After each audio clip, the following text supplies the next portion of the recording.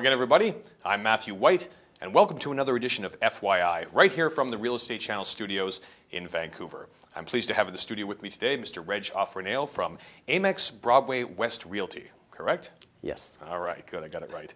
Reg, thanks for coming on the show, and I first off wanted to start off by asking you a little personal information about yourself. How did you first become involved in the real estate game? Well, it actually started about 15 years ago. I've actually had an opportunity to invest in some of the properties that we have to offer here in the Lower Mainland. And during that time, it was, during the recession in the early 1990s, I had an opportunity to pick up a property or two, which just catapulted to just, a little bit of success. And I would say just from then on, I just thought, you know what, I just needed to be not only an investor, I wanted to also be a realtor. And so I would probably say about two and a half years ago. 2.5 years? 2.5 years, I decided to become a realtor.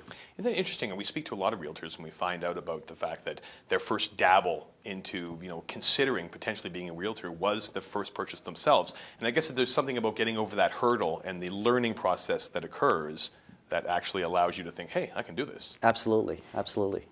Now, my next question is I was thinking about when realtors first start, and what are the type of hurdles you face as a brand new realtor out there? I think the biggest hurdle that I would probably have experienced in the last couple of years, the trust. The trust Absolutely. that people, the consumers have, the clients that I do have now and hopefully in the future.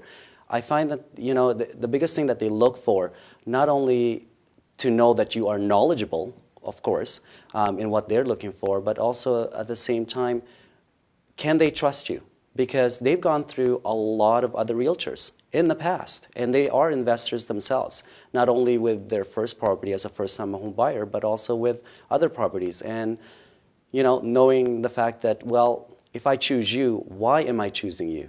Good question, actually. Yeah, and it's just the bottom line, trust and confidence that you will take good care of them.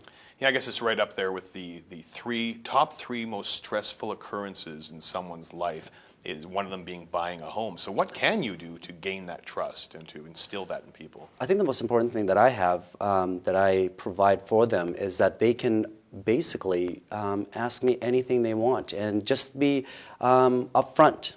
And I always tell them each and every time I meet a new client, if not an older client, a past client, I've always told them, you have any questions, concerns, anything to do with your home, buying, selling, for whatever reason, the way I do my work, let me know.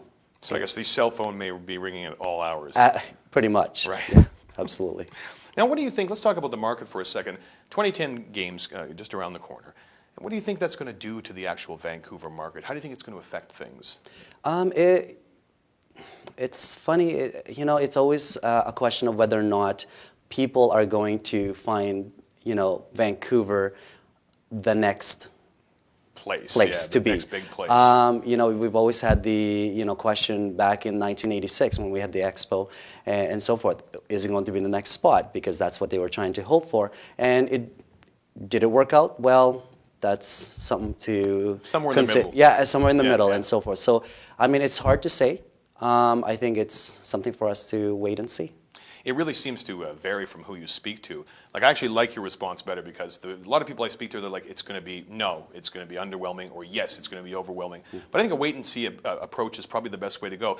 I just returned from Whistler, and I hear a lot of people in the surrounding areas and the smaller towns up there saying that they're really looking forward to the Olympics, like Pemberton and places like that, because they expect a big increase. What do you think about smaller areas? Do you think it's the same thing, or could it be an increase for them as well? I think depending on where they're living. Right. Definitely, if you're looking in, back out in Maple Ridge or whatever, for whatever reason, if you are close to, the waterfront areas and so forth, absolutely, it's still reasonable to purchase as opposed to Pemberton or Whistler, right. Of course, right. Now, do you just concentrate on the downtown area, or do you have properties elsewhere as well? I do have properties elsewhere.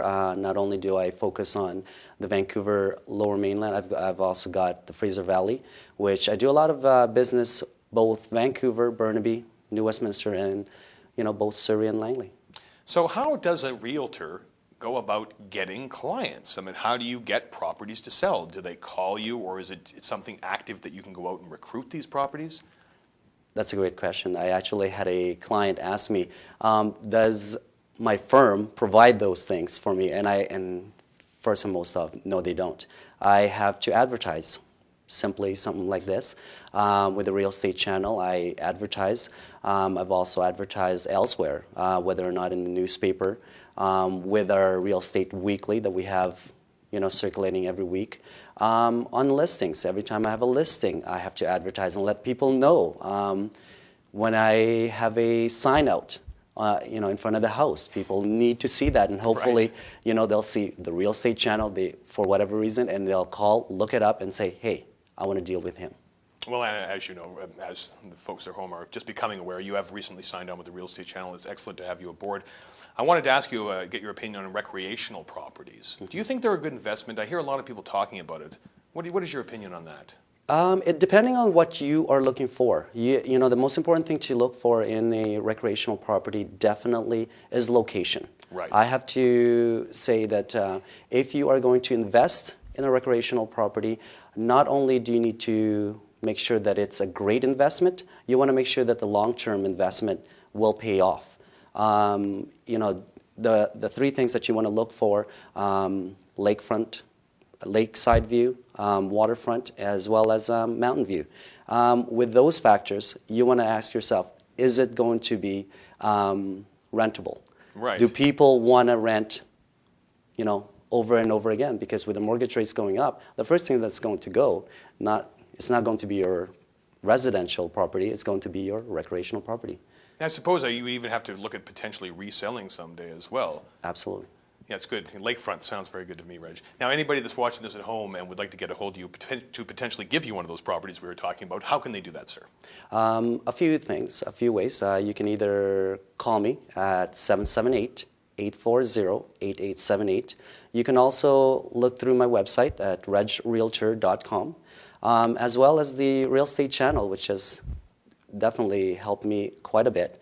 I'm also located in the campages.ca, which is the Lower Mainland directory that we have available for us. Thanks very much for coming on the show, Reg. Reg Ofreneo from Amex Broadway West Realty. Good to have you with us, sir. Thank you.